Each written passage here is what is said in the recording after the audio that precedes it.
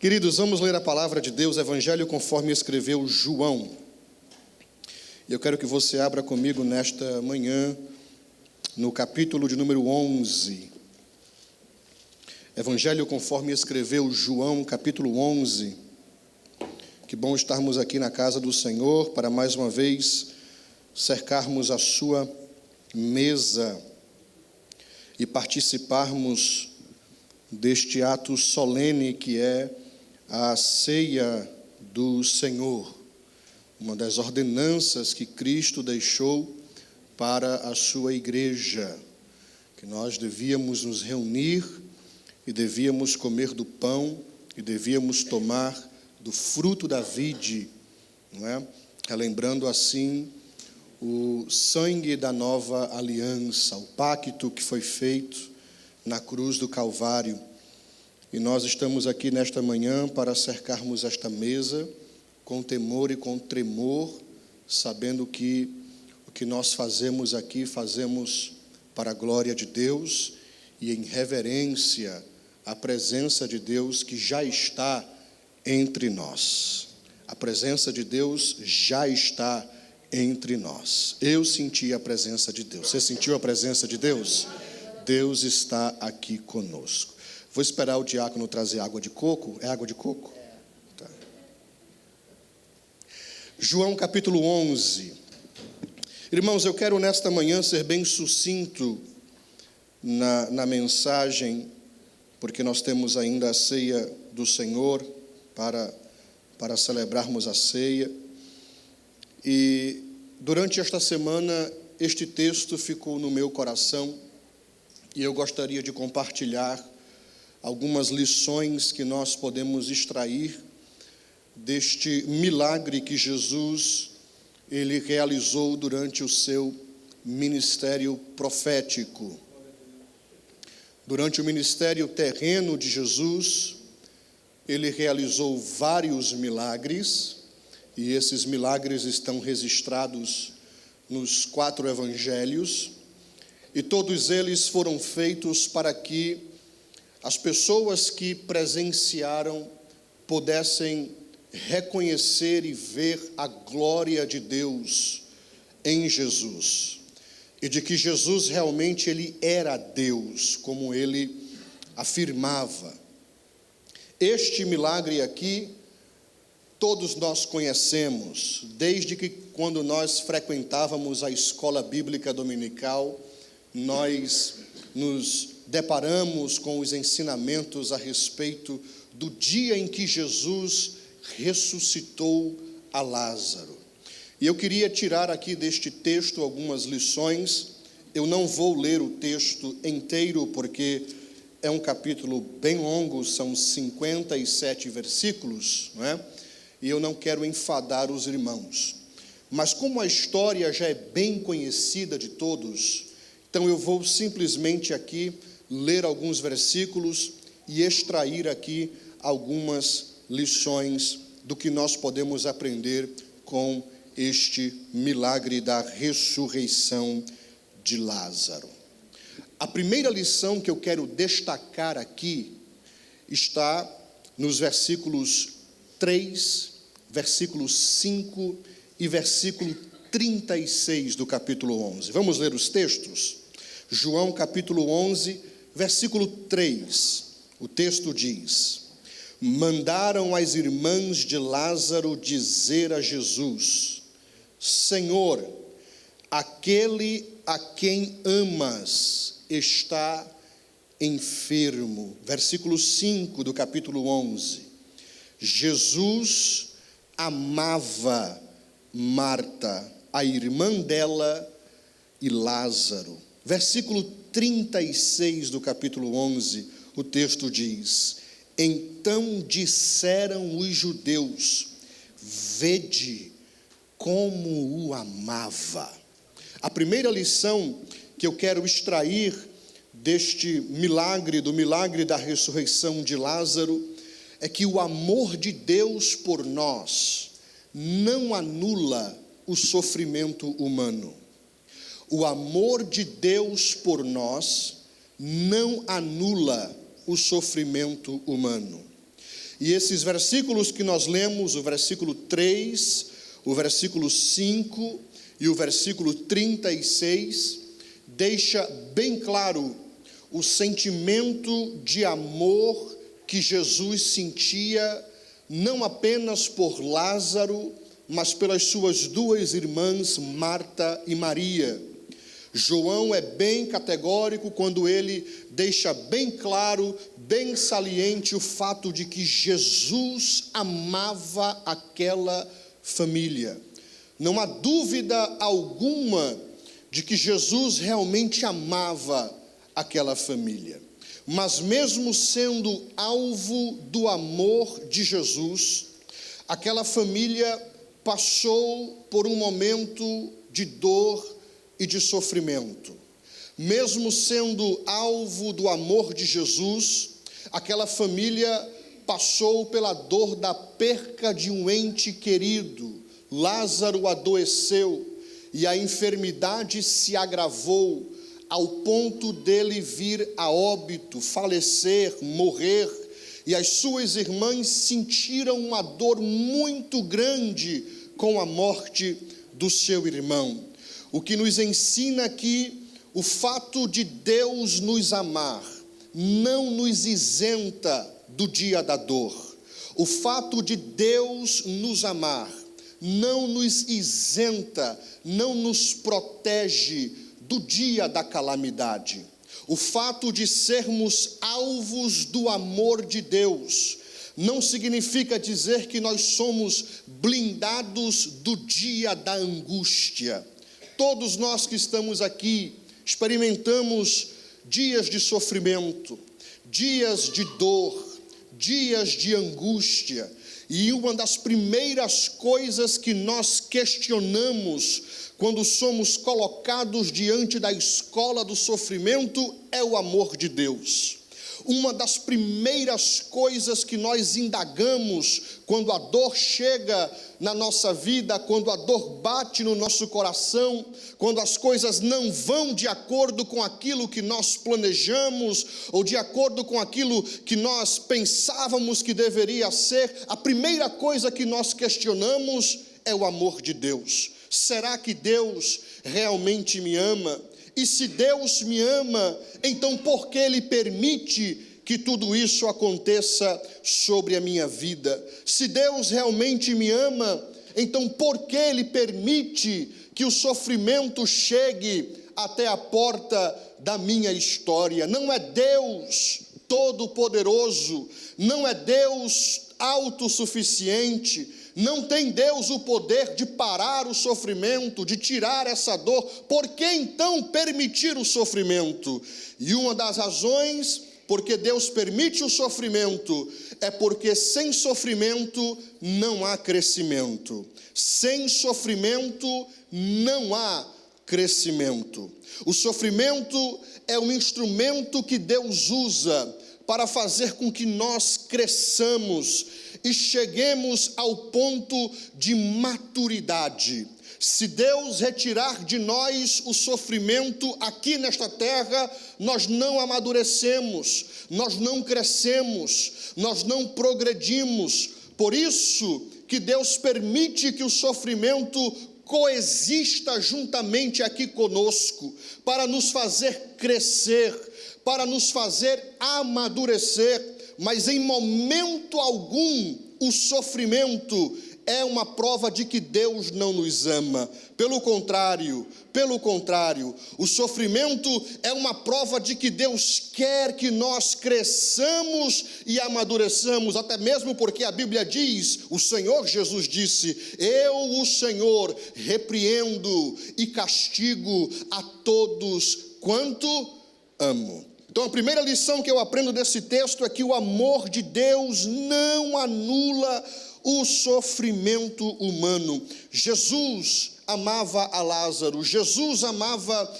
a Maria, Jesus amava a Marta, sua irmã, e ele se identificava com a dor daquela família. O versículo 35 do capítulo 11 diz que quando Jesus chegou diante do túmulo de Lázaro, onde Lázaro estava, Jesus chorou. É o menor versículo da Bíblia. Jesus chorou. João, ele esclarece, ele registra este momento do ministério de Jesus, quando ele chega diante da tumba, que ele vê os judeus chorando, e Marta chorando, e Maria chorando, ele se comove, e o texto diz que Jesus, ele chorou. As lágrimas de Jesus revelavam sua humanidade, sua compaixão, seu amor, e estas lágrimas de Jesus, elas trazem uma mensagem para nós, a mensagem de que no dia da dor, Jesus se importa com você. No dia da dor, Jesus, ele se relaciona com você, ele entende a dor, ele sabe onde dói, ele conhece as lágrimas que nós derramamos. Ele é o Deus Emanuel, ele é o Deus que está conosco, ele não é o Deus que está ausente, mas ele é o Deus que está presente, ele é o Deus que sofre juntamente conosco nos dias da nossa tribulação. A segunda lição que eu aprendo aqui com este texto é que o tempo não altera o agir de Deus. O tempo não altera o agir de Deus. Veja o que diz aí João capítulo 11, versículo 6. Diz o seguinte: quando, porém, ouviu que Lázaro adoecera, ficou Jesus ainda 2 dias no lugar onde estava. Versículo 39, disse Jesus: tirai a pedra. E disse Marta, irmã do morto: Senhor, já cheira mal, pois é o 4º dia. Chegaram para Jesus e disseram: Jesus, teu amigo Lázaro está enfermo.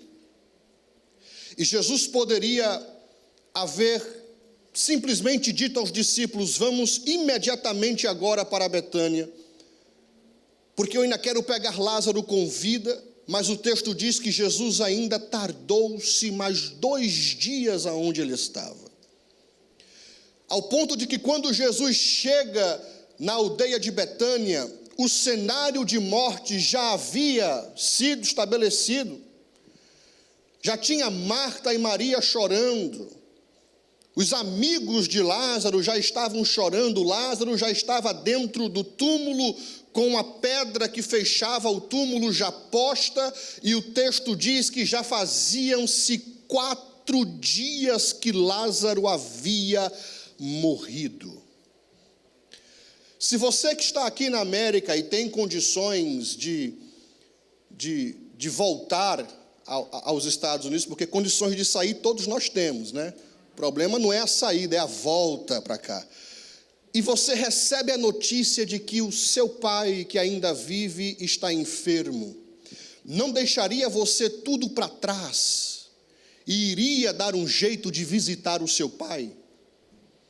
Você não faria isso pelo seu pai, pela sua mãe, pela sua avó, por um ente querido? Jesus não poderia ter deixado tudo para trás quando ele recebeu a notícia de que Lázaro estava enfermo, e não poderia Jesus ter ido direto a Betânia para tentar alcançar Lázaro com vida e trazer um certo consolo e conforto à família de Marta e Maria? Sim, ele poderia. Mas o tempo não altera o agir de Deus. Deus, ele é o dono do tempo e das circunstâncias. O presbítero Natanael trouxe aqui uma palavra maravilhosa sexta-feira sobre a Trindade, e ele deixou muito claro que para Deus não existe esta dificuldade de tempo que existe para nós. Nós somos limitados e somos presos ao tempo cronos. Nós nos movimentamos e agimos e vivemos de acordo com o calendário gregoriano, de acordo com o tempo cronos, mas o tempo de Deus é um tempo perfeito, chamado na Bíblia de Kairos. Para Deus não existe ontem, nem hoje, nem amanhã. Para Deus ele vê todas as coisas no presente como se elas já houvessem acontecido, porque Ele é o Deus do tempo. E Jesus, Ele demora esses 2 dias, Ele demora justamente para que o problema ficasse mais difícil, para que quando Jesus resolvesse o problema, a glória de Deus, a glorificação a Deus fosse maior. Vocês já passaram por essas situações em que a gente se encontra em momentos difíceis e a gente sabe que Deus tem o poder para resolver aquilo, e a gente ora e parece que Deus faz de implicância não resolver ou não responder? É só comigo que acontece isso? Aqueles dias em que a gente está naquele problema, encurralado pelo problema, sabe? Aquele dia em que a gente não quer falar com ninguém, porque se a gente abrir a boca para falar, o choro sai, a gente quer se esconder das pessoas, e a gente ora e diz: Senhor, se o Senhor é todo poderoso, o Senhor tem todo o poder, por que então não atende, por que não resolve? Parece às vezes que Deus faz de implicância, parece às vezes que Deus complica mais a situação. Às vezes a gente entra numa situação difícil e alguém diz assim: irmão, ora que passa. A gente ora e o negócio piora.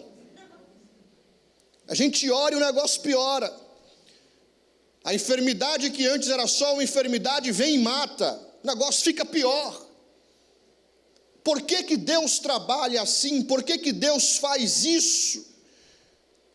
Nós nos preocupamos e ficamos atemorizados porque nós não entendemos que o tempo ele não altera o agir de Deus em nossas vidas, que Deus não depende do tempo cronos, do nosso tempo, do nosso calendário, da nossa hora, do nosso minuto, para resolver o nosso problema ou agir em nossa situação. O tempo de Deus, ele é um tempo perfeito, ele é o Senhor do tempo, ele é o Criador do tempo, ele é o único que pode desafiar as leis do tempo. Então Jesus demora-se mais 2 dias, e quando Jesus chega lá, Lázaro já fazia 4 dias que estava morto. Os irmãos aqui já sabem que depois de 4 dias, o defunto já está em um estado extremamente drástico. Seus órgãos internos, alguns, já haviam explodido, ao ponto do texto dizer que quando Jesus chega para as irmãs e diz assim: tire a pedra, no versículo 39, Marta diz a Jesus: Senhor, já cheira mal. Agora, Lázaro estava dentro de uma caverna, enrolado em faixas, com uma pedra na frente, e de fora eles ainda sentiam o cheiro. Imagina como não estava a situação lá dentro da caverna.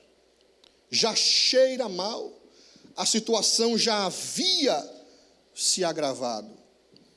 E Jesus se tarda, mas o tardar de Jesus não impede a realização do milagre que ele havia planejado para aquela família. Porque o Deus a quem nós servimos, ele sabe a hora certa de agir. O Deus a quem nós servimos sabe a hora certa de agir. Deus não trabalha quando você acha que ele tem que trabalhar. Deus não age quando você acha que ele tem que agir. Eu sei que a gente gosta de dar opinião para Deus, quando Deus pode trabalhar. Senhor, é agora, vem que é agora, se o Senhor agir agora vai ser tão lindo, se o Senhor agir agora o testemunho vai ser tão lindo, já estou vendo, eu dando testemunho na igreja, se o Senhor fizer agora fica uma maravilha. E aí Deus cruza os braços e vai, não vou fazer agora. Porque Deus não age quando nós achamos que ele tem que agir. Você não consegue nem organizar suas contas direito, você quer organizar o agir de Deus. As contas tudo atrasado, não consegue nem pagar as contas de dia, quer organizar o agir de Deus, a agenda de Deus, o calendário de Deus. A única coisa que você pode fazer, quando o dia do sofrimento e da angústia chegar na sua vida, é você descansar e crer que o tempo de Deus é perfeito. No calendário de Deus, a criança não nasce antes do tempo, ela nasce no tempo. As coisas de Deus acontecem de acordo com o seu tempo, de acordo com os seus propósitos, de acordo com os seus planos e os seus sonhos. Ah, pastor, então quer dizer que Deus não vive de acordo com os meus sonhos? Eu vou estourar essa sua bolinha de felicidade hoje, eu vou dizer que não. Deus não vive de acordo com os seus sonhos. Deus também não vive de acordo com os seus planos. Deus não vive de acordo com a sua agenda. Existe um plano maior e perfeito de Deus que governa todas as coisas, e Deus age de acordo com este plano. Deus age para que todas as coisas sejam feitas para a glória do seu nome, de acordo com o plano que Ele escreveu. E o tempo não altera o seu agir. Terceira lição: as distâncias geográficas não limitam a presença divina. Versículos 21 e versículo 32, olha o que diz aí João 11, 21. O texto diz: disse Marta a Jesus: Senhor, se tu estivesses aqui, meu irmão não teria morrido. Versículo 32. E quando Maria chegou ao lugar onde Jesus estava e o viu, caiu-lhe aos pés, dizendo: Senhor, se tu estivesses aqui, meu irmão não teria morrido. Marta e Maria acreditavam que se Jesus estivesse ali quando Lázaro havia adoecido, Jesus iria intervir na situação e a morte não teria domínio sobre a vida do seu irmão. Mas não sabiam Marta e Maria que Jesus, Ele não é apenas o Deus de perto, mas Ele é também o Deus de longe. Que para que Jesus resolvesse o problema, não importava se Ele estivesse ali ou não. E nós temos um exemplo bíblico disso, quando aquele homem chegou diante de Jesus e disse: Senhor, a minha filha está enferma. E Jesus disse: vamos lá, eu vou com você até a sua casa. Ele disse: não, eu não sou digno que o Senhor vá até a minha casa, basta apenas que o Senhor libere uma palavra. E Jesus libera a palavra e a menina ela é curada, porque a geografia, as distâncias geográficas não podem limitar a presença de Deus. Ele é o Deus onipresente, é o Deus que está presente em todos os lugares ao mesmo tempo. Ele é o Deus que está no Brasil, e é o Deus que está na Bolívia, e é o Deus que está no Japão, e é o Deus que está no Canadá, e é o Deus que está em todos os lugares. A distância geográfica não afeta o milagre. Ele é o Deus que está em todos os lugares ao mesmo tempo. Então, para Marta e Maria, Jesus era apenas o Deus de perto. Mas Jesus se demora para dizer a elas que Ele não é apenas o Deus de perto, mas Ele é também o Deus de longe. Eu quero dizer para você nesta manhã, que talvez está com um problema lá no Brasil para resolver, preocupado a semana toda como resolver aquele problema no Brasil, ou em outro país, ou em outro lugar, preocupado com a distância. Eu quero dizer para você nesta manhã que você serve a um Deus que é o Deus de perto, mas é também o Deus de longe. O Deus que trabalha aqui é o Deus que trabalha nos outros países. Não existe jurisdição para Deus. Deus não é como a polícia, que tem jurisdição. Existem linhas que limitam o trabalho da polícia. A polícia não pode trabalhar em todos os lugares, porque não tem jurisdição em todos os lugares. Do Senhor é a terra e toda a sua plenitude. Deus tem jurisdição em todos os lugares da terra para agir. Ele é o Deus de perto e é também o Deus de longe. Quarta lição que eu aprendo com este texto é que a ação humana não contradiz a fé em Deus. Veja o que diz aí, versículo 39. Disse Jesus: tirai a pedra. Disse Marta, irmã do morto: Senhor, já cheira mal, pois é o 4º dia. Então Jesus lhe disse: Não te disse que se creres verás a glória de Deus? Tiraram então a pedra e Jesus, levantando os olhos para o céu, disse: Pai, graças te dou porque me ouviste. Eu sei que sempre me ouves, mas eu disse isso por causa da multidão que me rodeia, para que creiam que tu me enviaste. E tendo dito isso, Jesus clamou em alta voz: Lázaro, vem para fora. E o morto saiu, tendo as mãos e os pés enfaixados, e o rosto envolvido no lenço. E disse Jesus: desatai-o e deixai-o ir. A ação humana não contradiz a fé em Deus. Pergunta: não poderia Jesus simplesmente ter dito à pedra que a pedra se movesse sozinha? Sim ou não? Seria dificilmente ou algo impossível para o Criador de todas as coisas dizer a uma pedra: mova-se? Não. Não poderia Jesus ter estalado os dedos e ter invocado uma miríade de anjos para que os anjos empurrassem a pedra? Poderia. Mas Jesus pede justamente para que Marta removesse a pedra, exemplificando que no processo do milagre a ação humana ela não contradiz a fé em Deus, significando que nós precisamos fazer a nossa parte, não podemos simplesmente cruzar os nossos braços, temos que agir naquilo que podemos, porque Deus não faz o que é difícil, porque o difícil eu faço com dificuldade. Deus também não faz o que é fácil, porque o que é fácil eu faço com facilidade. Deus só faz o que é impossível. Não é porque é difícil que Deus ele vai agir, porque se é difícil, eu posso fazer a minha parte com dificuldade, mas eu faço. Deus só entra em cena quando as coisas ficam impossíveis. Aí a gente lê o texto de Lucas 1:37, e lá está escrito: porque para Deus nada é impossível. Então, quando estiver difícil, o que é que eu faço? Faço o que eu tenho que fazer com dificuldade. Tenho que fazer a minha parte. Mover a pedra, obedecer à voz de Jesus, me preparar, fazer o que eu posso fazer.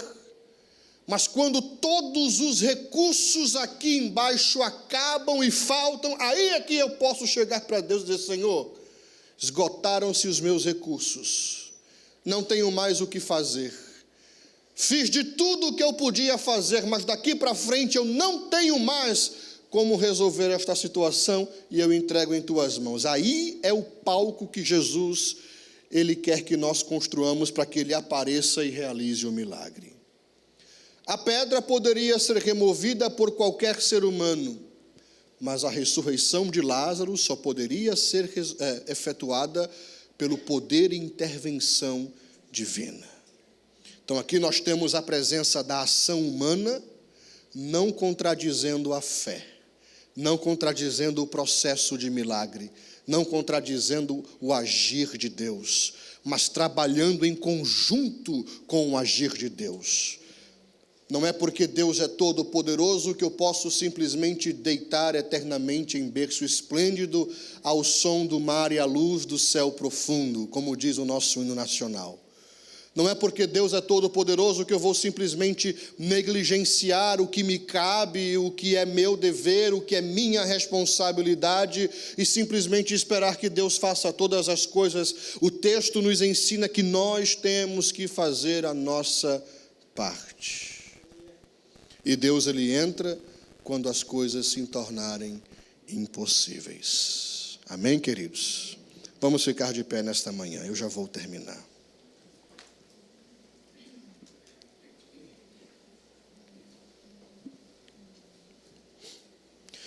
O que precisamos fazer então quando estivermos enfrentando este dia de calamidade, de crise, de angústia.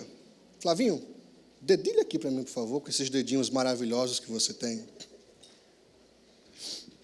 O que fazer nesses dias?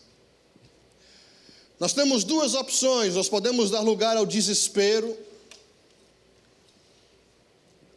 andar de um lado para o outro da casa, preocupados como resolver aquilo que nós não podemos resolver. E isso não resolve nada, isso só gera perca de cabelo e varize.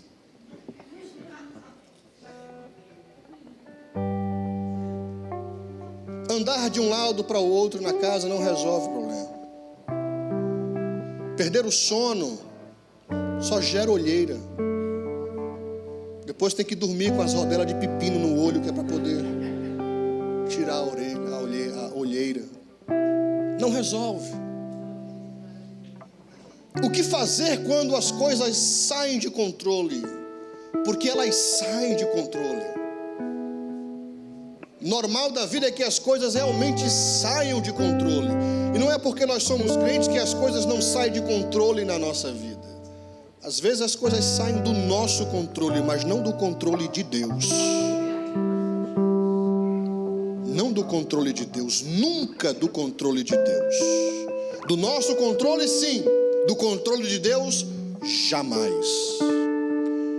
Porque Ele é aquele que se assenta sobre um alto e sublime trono, que governa sobre o universo, sobre toda a criação e que tem o cetro de rei sobre as suas mãos.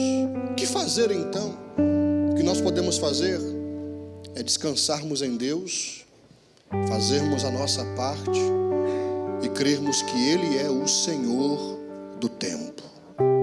E que se não aconteceu ainda, não é porque Ele não me ama, é porque não é o tempo de acontecer ainda. E se não aconteceu ainda, não é porque Ele está chateado comigo, mas é porque ainda não é o tempo dEle estabelecido sobre a minha vida. Tudo que eu posso fazer é seguir o conselho do salmista. O salmista disse no Salmo 40, eu esperei com o quê? Paciência. Sabe quando você pagava a conta de água, de luz na casa lotérica no Brasil? Lembra? Hoje não, hoje é tudo online, né? No Brasil você tinha que sair de casa para pagar a conta de água e de luz na casa lotérica. E quando você chegava, estava aquela fila enorme. No sol de quase 40 graus de Recife, você lá, esperando, mas esperava assim, ó.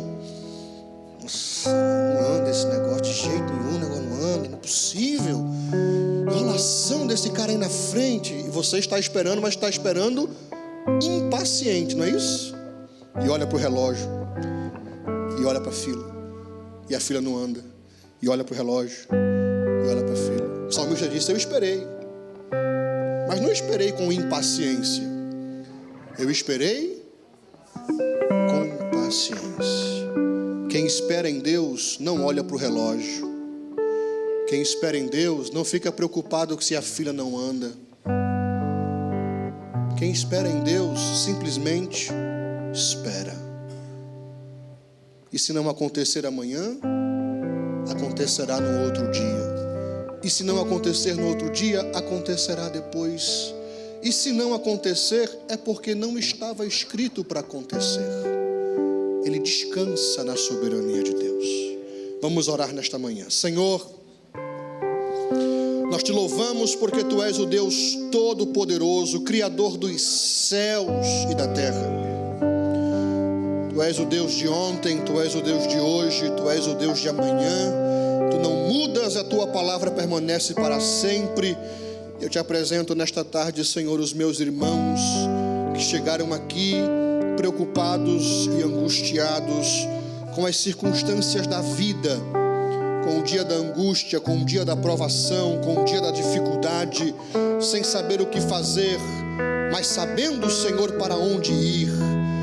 Eu te apresento, Senhor, os corações que estão angustiados, que estão desesperados, aqueles que não conseguem dormir bem à noite porque estão preocupados com as situações que os cercam, situações que eles não têm o controle para resolver.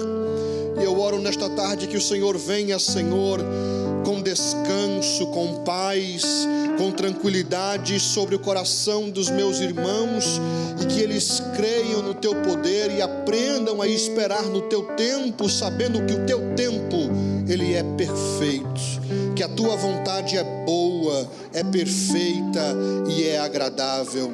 Dá-nos, Senhor, nesta manhã condições de esperarmos no teu agir e descansarmos em ti e crermos que tu és o Deus de perto e que és o Deus de longe e que nada foge do teu controle, porque tu és o único Deus. Não permita que durante o dia da angústia venhamos a duvidar do teu amor por nós, porque a maior prova do teu amor não está no milagre que vai ser realizado, mas está na cruz. A maior prova do teu amor está na morte do teu Filho Jesus por nós. Então não permita que venhamos a medir o tamanho do teu amor por aquilo que o Senhor pode fazer por nós, mas que venhamos a medir e a entender o tamanho do teu amor por aquilo que o Senhor já fez por nós na cruz do Calvário. Nós te louvamos e nós te glorificamos no nome de Jesus. E todos dizem amém, amém. Pastor Davi.